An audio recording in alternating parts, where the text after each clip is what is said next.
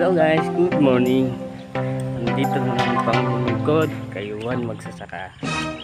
So guys mga kasaka, ngayon makikita nyo sa akin likuran, tayo ay magtatanim ngayon ng kamote. So yun guys, makikita nyo dun sa likuran ko ang aking kapatid, at yung nag-aararo po ay ang aking tatay. So ayun guys mga kasaka, at tara at ako inyong samahan kung paano ba itanim ang kamoting bagay. So guys, let's go.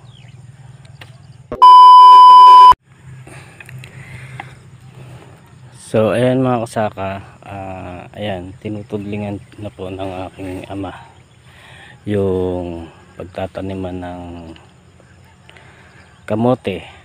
At ito naman pong kapatid ko ay ayun, kumukuha siya ng pananim at ginawa niya po ng hukay yung pagtataniman. Nakalinya po yan. Yan po, panoorin niyo po kung paano magtanim ng kamote. So ganyan po mga kasaka, ayan. So may mga butas na po siya, binutasan na, at ayan, ganyan po kadali magtanim ng kamote.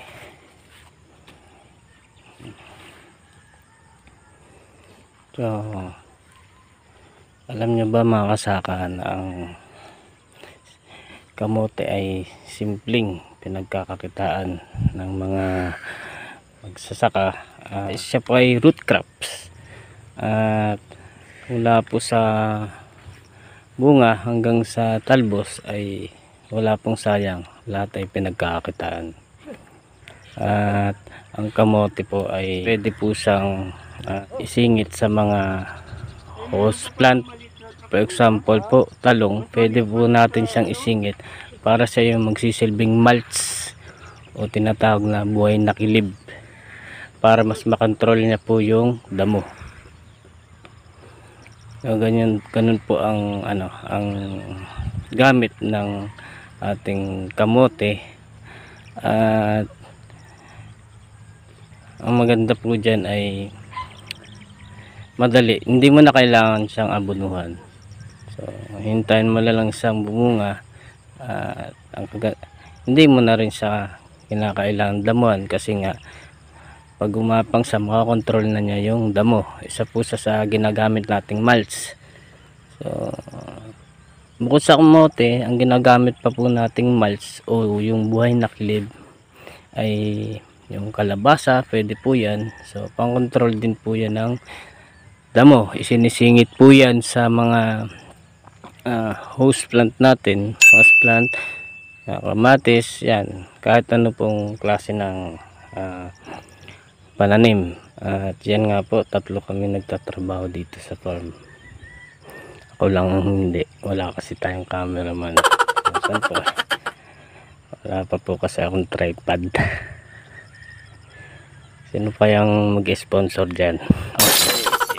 So, ayan mga kasaka, ganyan kadali ang pagtatanim ng kamote.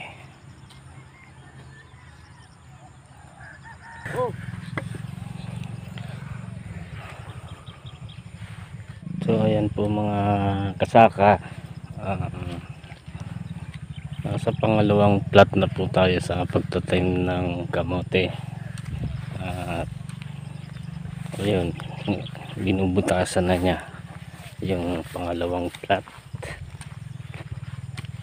ng aking kapatid. Ayan, ganyan lang po kasimple yung pagtatanim ng kamote.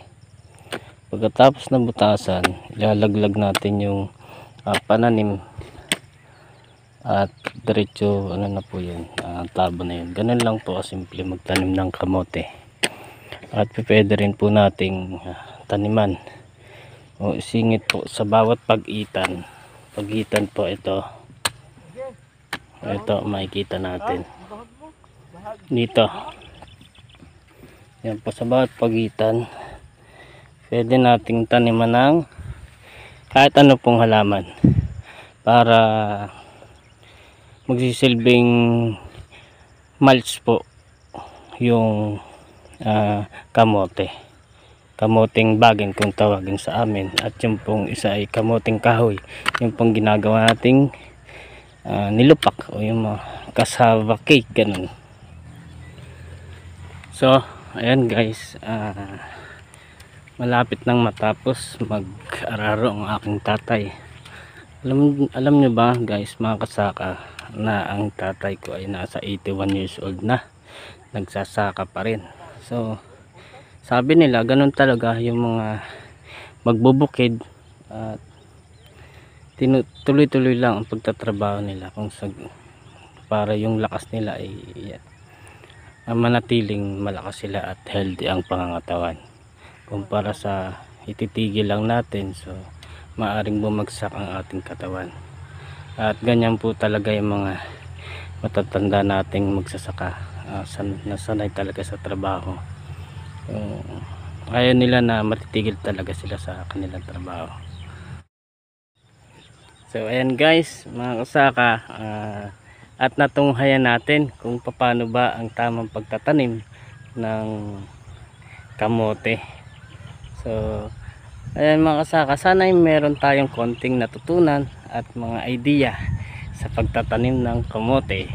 So mga kasaka, dito ko na lang tatapusin ang ating video, at baka wala na akong magawa, matrabaho.